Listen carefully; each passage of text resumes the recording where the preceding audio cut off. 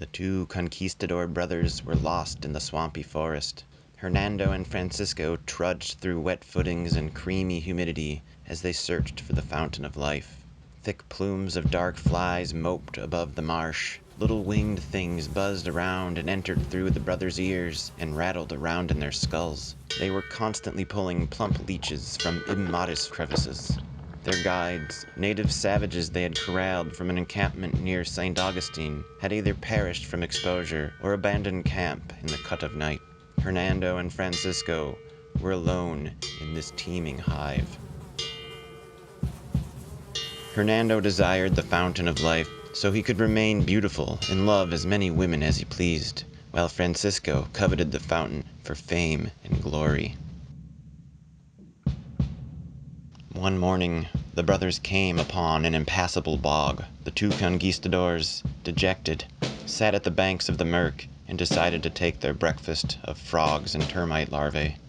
As they slurped and scrunched on their heathen meals, the morning rain began to patter down, as sure as the Lord's love. Francisco, with his agapely befuddled maw covered in larva grease, dropped his frog leg when he saw it. It was a ripe sight for tired eyes. Sweet heavens, the Savior did indeed give grace in this forsaken wilderness. Rejoice, rejoice.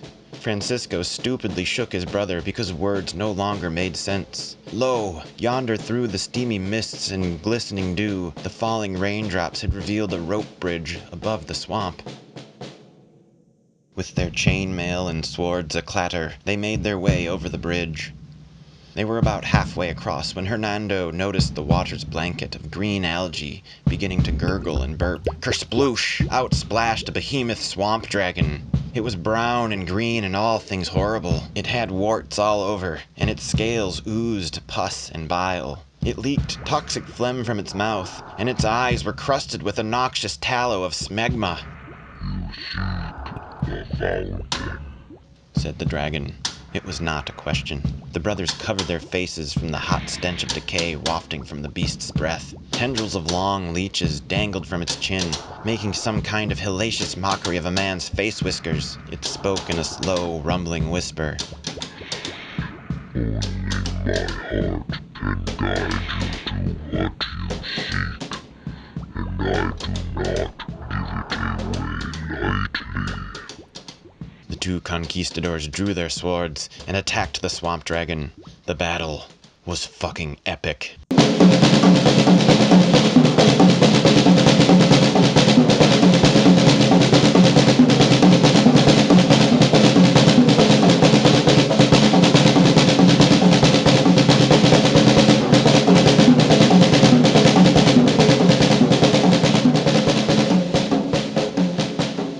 It wasn't until high noon, bloodied and worn, did they slay the beast. From inside the lacerated carcass husk, a beautiful princess with golden eyes and black hair emerged. Upon seeing her, Hernando fell in love. The princess seemed keen to return his lecherous gaze with a pleasant smile, for it was he who landed the killing blow into one of the many eyes of the swamp dragon. But Francisco insisted they kill the girl and rip out her beating heart to guide them to the fountain. The brothers spat at each other. They cursed with frothy lips. The quarrel gained momentum and steel clashed.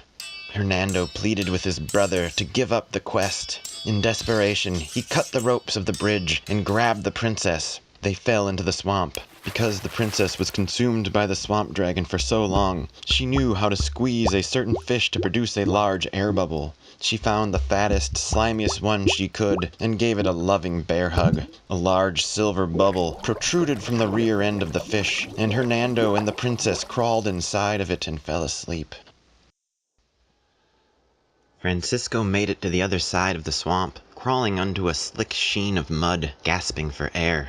He lay on the moisty shore for but a moment, wishing he could sink away for all eternity, before a gargantuan alligator broke his reverie by trying to turn him into an afternoon snack. Francisco scooted with renewed vigor into a thick morass of tree and shrub. It grew dark, darker than it could possibly be on a midsummer's day. As his eyes adjusted, he noticed stars twinkling in the canopy above. There was a large expanse in front of him where little lights hovered, translucent, glowing things, like the jellyfish of the sea. steady, only they moved about in the air. As Francisco slowly stepped forward, more and more came into view. The dreamy orbs of effervescence and luminescence swayed lazily to a silent rhythm. Francisco was consumed by an aching melancholy. The floating creatures, these holy beasts, were unencumbered by the weight of life, and they seemed to be singing. Or was it the sadness in Francisco's heart? He knew jellyfish were poisonous, but he couldn't help but to reach out and poke one. The creature crinkled like parchment under his finger, and then silently disappeared into flame.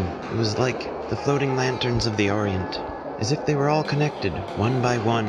The paper lantern jellyfish began to burn away into soft soot. Soon the whole forest was alight. It was like a curtain was lifted. The twilight forest was gone. The sun was shining, and before Francisco stood a magnificent metallic tower. At the very top rested a fountain.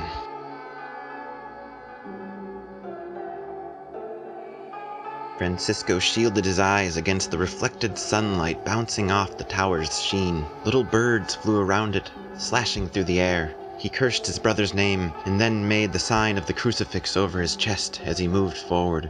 Upon closer inspection, he saw that they were not birds that flew around the tower. They were daggers with wings. He sat down on a log, and beside him sat a massive toad, atop an even larger mushroom, speckled red and white. Francisco reached for the toad because he was hungry, but the toad slapped his hand away.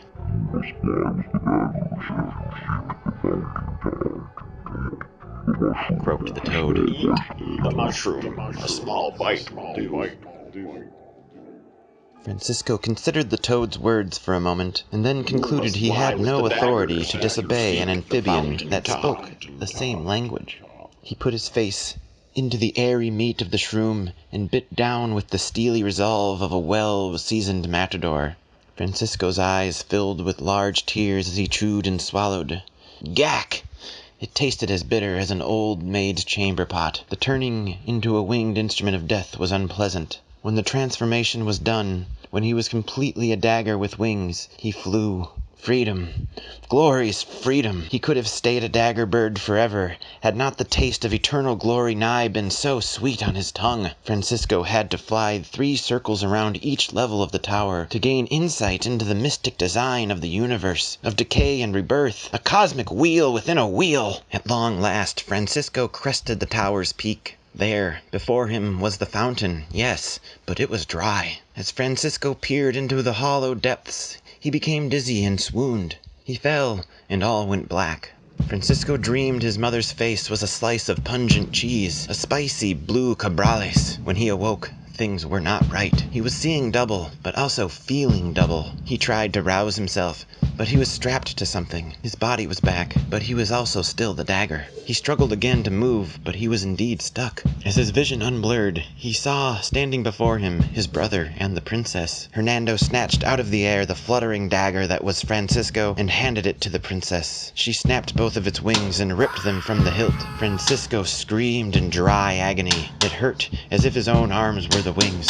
The princess handed the blade that was Francisco back to Hernando. Francisco could see himself through the dark vision of the dagger, and he could see himself as the dagger being held in his brother's hand. His stomach churned and giggled, but there was no mirth to be found in this place. Francisco shouted again, and his voice echoed around the cavern of the fountain. Hernando's hand started to sizzle and burn as he dropped the red-hot dagger. "The cup floweth over eternal, brother," said Hernando, as he picked up the blade that was Francisco, ignoring the pain in his hand as the skin on his palm fused to the hilt. Hernando smiled and gazed into his brother's pleading eyes. He then slowly inserted the blade into his brother, just below the sternum. Blood instantly flowed into Francisco's throat as he tried to scream, but all he could muster was a wet gurgle. He watched on as the blade, entered his chest, again and again, sawing away, until at last Francisco's beating heart was removed from his body. "You are the heart of the dragon," said Hernando, as he lifted the squirming, life-giving muscle above his head. The heart ejaculated a white-hot light and flew into the sky like a reverse-falling star. It then rained blood until the fountain overflowed. The princess and Hernando drank deep from the plasmic pool, piercing the veil of life and death. They made love in the red waters as Francisco watched on from his pit of despair, dead but alive forever,